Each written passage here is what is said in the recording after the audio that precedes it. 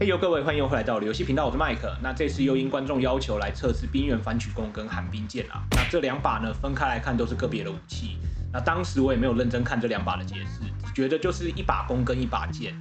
那刚拿到的时候呢，我就个别拿来测试一下啦。但我觉得两把分开来都没有特别的好用，就是一脸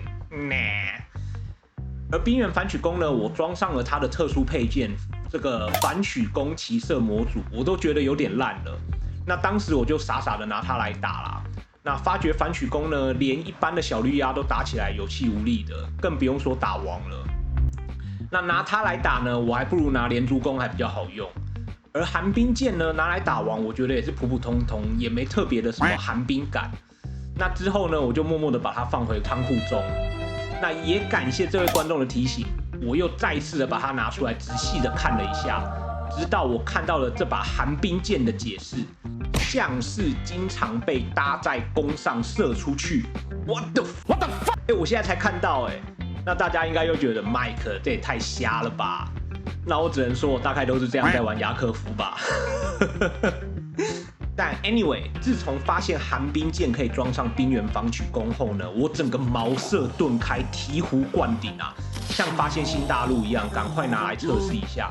结果不是不知道，一试吓一跳啊，是真的吓一跳的吓一跳。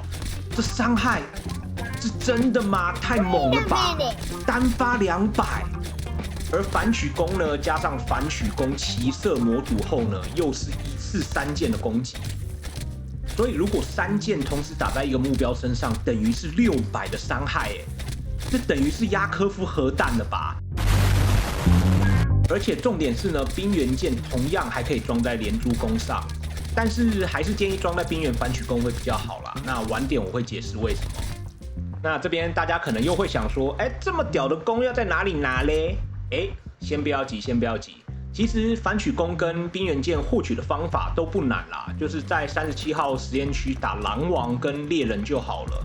那这2个王呢，算是37号实验区蛮入门的王啦。猎人通常是会出现在这2个点啦。那我是觉得我比较常在气象站的这个点碰到它。那猎人是一定会给反曲弓的，但反曲弓的设计图就不一定，所以可以多打几次。那猎人我个人是觉得没什么难度啦，他攻击速度没那么快，而且他丢的捕兽夹呢，只要不要离他太近，基本上都不会被夹到。而狼王则是会出现在这3个点啊，那这3个点是我有碰到他的点，所以我标出来。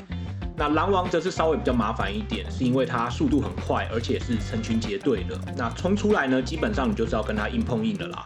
那被他摸到呢，还有结冰缓速的效果。然后再来是他血厚，然后又搭配了一群小喽啰帮他挡子弹。那我打狼王的方式呢是骑马，然后绕这3个点巡啊。那狼王很好碰到，是因为它的攻击性很强，所以你骑马时呢会听到一堆狼群的低吼声。但这边听到的时候不要马上下马啦，利用你马的速度呢绕圈圈牧他们，把狼群引成一直线后呢，骑远一点的距离下马，然后对那个方向猛射就可以了。那我发现打狼王用散弹枪特别有效啦，尤其是伊格尼跟佛里兹的 BSG 2把都不错。那如果有观众没有打伊格尼跟佛里兹的话呢，也不用担心 MP155 Ultima 也超赞的。那反之灵能枪我觉得有点废啦，可能是狼不怕鬼吧。再来土制猎枪装死神模组呢，则是像疯狗一样乱射啦，有点浪费我的子弹。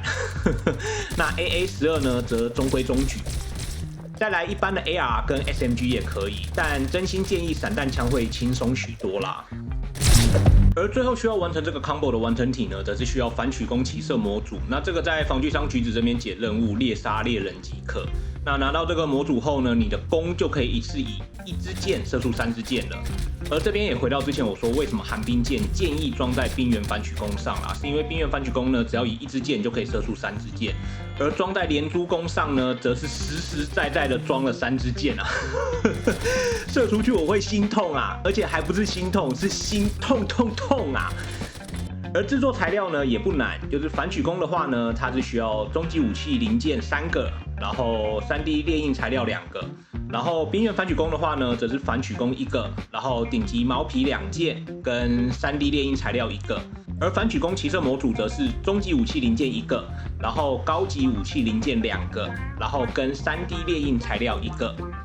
这边影片开头讲过了这把冰原反曲弓搭配寒冰剑的核弹级组合后呢，我就直接来讲这个组合的缺点吧。那 Team Soda 呢，怎么可能这么佛心呢？其实这搭配的缺点也不少啦，甚至我觉得盖过了其伤害的优点。怎么说？就是第一，子弹非常的缺啊，很重要，所以要说很多遍。那前一支雪球枪的影片呢，才提到就是雪球枪的强化版雪球呢要用收的，那我觉得已经够克难了。那冰组合的子弹呢，寒冰剑只能靠打的啊，而且一场只能打一次啊，因为狼王一场只会出现一次。等于是说只有一颗子弹，那我为了打狼王呢，每一场基本上就是只刷狼王，冲进去打完狼王就撤，就会花很多时间在收集寒冰剑。这也就是为什么装在连珠弓上呢，一次3件我会心痛啊！那再来第二点就是前一点子弹的延伸啊，就是冰原剑呢一把就占1格背包的空间，所以如果你要多带几把呢，势必就会占掉许多背包的空间，尤其是如果拿连珠弓打的话，这也是为什么我说连珠弓不太适合装寒冰剑的原因之一啦。再来第3点是，如果主手拿冰原反曲弓的话呢，副手要搭配什么武器？因为冰原反曲弓的攻击是高伤害一次性的，所以不太可能拿它来打一堆杂鱼烂虾。所以副手武器呢，势必一定要带一个比较全面的武器。那我能想到的就只有 TS128，因为37号实验区呢，狙击枪有很大的优势。那又或者是变成是要多带一把 SMG 或 AR， 然后冰原反曲弓呢放狗狗背包当备用。那要打王的时候呢，就提前装好。但打斗的时候呢，步骤就会变得比较繁琐啦。接着第4点，那这一点也算是前一点的延伸啦，就是弓无法装近，所以它的视野距离呢没有办法很好。那而相信大家也都知道，就是亚科夫里的王呢，基本上它的视野都是8倍镜起跳的啦，所以等你被王看到的时候呢，它子弹已经少了1轮了，所以等你看到它呢，你的血就会只剩下一半。那像 Killa 或者是 Takila 这样。再来第5点，那这一点也算是前一点的延伸啦，就是视野距离近就算了，冰原反曲弓的弓箭呢有效距离还不远，所以如果要打出完美600的伤害呢，我抓了一下，大概要在7米左右的范围，而且3支箭还要同时能够打在目标身上。那相信各位也知道这个距离在打王那里压力有多大，而且只要一个没瞄好就准备打包回家了。而超出这个范围打到的话呢，威力就没有那么惊人。重点是射完之后，如果你失误，你还要重新填装，就会变得压力很大。接着第6点也是前一点伤害的延伸啦，就是我觉得冰原反曲弓的伤害好像起伏很大啦，所以不一定每次都能打出这完美伤害。所以就算你离王很近呢，你也很难打出这完美的伤害。那虽然打出来的时候很爽啊，但打出后呢，如果伤害没很高，你就要赶快想 Plan B， 否则就很容易被反杀。接着最后一点，那这一点非常重要，就是寒冰箭的损耗率呢非常惊人。如果你拿弓来射寒冰箭的话呢，寒冰箭单次射击我看了一下，会损耗差不多在15点上下的耐用值。而如果以冰原反曲弓50点的耐用来算的话，就差不多只能射3次左右吧。那这也就是另一个原因，不建议用连珠弓来射啊。就是有一次呢，我在打 Takila， 差点打赢了，结果我的弓竟然坏掉了，就被他瞬间反杀。那再来，也就是变成你常常要做冰原反曲弓备用。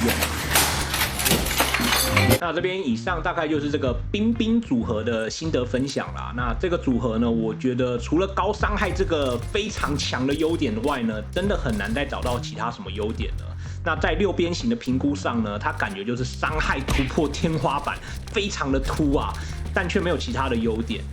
那我给它的评价呢，大概就是英文常说的 “Go big or go home”。要么赢，要么就准备打包回家。